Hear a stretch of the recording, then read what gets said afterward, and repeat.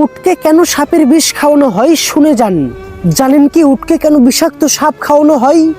আমরা সকলেই জানি উট মরুভূমির পানি।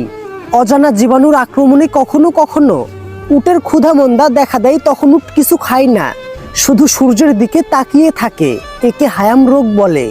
এই রোগের এখন পর্যন্ত কোনো ওষুধ আবিষ্কার হয়নি, তাই এর ফলে আক্রমণ উটটির মৃত্যু অনিবার্য হয়ে যায়। বিজ্ঞানীদের মতে হায়াম মানে সাপকে জীবিত গিলে ফেলা। অনেকেরই এই রোগের বিষয়ে ধারণা না থাকায় উট খাওয়া দাওয়া ছেড়ে দিলে উটের মালিক তার উপরে নানান ধরনের অত্যাচার করে, নির্যাতন করে, জুলুম করে। কিন্তু এরকম কাজ বর্জনীয়। মিডল ইস্টের বিশ্বে একটি কথা প্রচলিত আছে যে উটের হায়াম নামক রোগের এই সুস্থতা বিষাক্ত জীবিত আদমরা করে সাপকে গিলে ফেলার মাধ্যমে। আর সাপ গিলে ফেলার পরে উটের পাকস্থলিতে যখন সাপের বিষ সঞ্চালিত হয়, তখন ধীরে ধীরে উটের মাঝে তৃষ্ণাক্ত তৈরি হয় এবং এভাবে 8 ঘন্টা থাকার পরে সাপের বিষের যন্ত্রণায় অঝরে উটের চোখ থেকে পানি ঝরতে থাকে। আপনারা যারা আমাদের কাছ থেকে অথেন্টিক পিওর খাঁটি খেজুরের গুড় চান, তারা চাইলে আমাদের সঙ্গে যোগাযোগ করতে পারেন হোয়াটসঅ্যাপে কিংবা ইনবক্সে।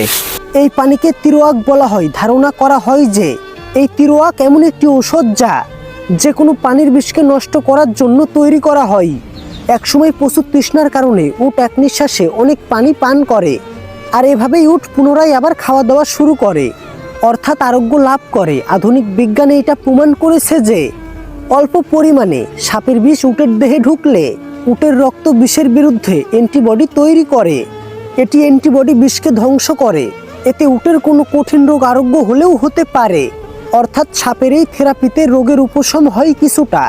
আর তার বৈজ্ঞানিক যুক্তি হলো সাপের বিষের বিরুদ্ধে উটের দেহে অ্যান্টিবডি তৈরি হয় যা সাপের বিষকে নষ্ট করে দেয়। এই অ্যান্টিবডি তৈরি করার জন্য উট নিজের দেহের প্রতিরোধ ব্যবস্থাকে সর্বোচ্চ পর্যায়ে উদ্দীপিত করে। এই এক্সট্রিম লেভেলের প্রতিরোধ ব্যবস্থার চাপে পড়ে অন্য রোগ সৃষ্টিকারী জীবাণু সেরেপ খড়কুটোর মতো ভ্যানিশ হয়ে যায়।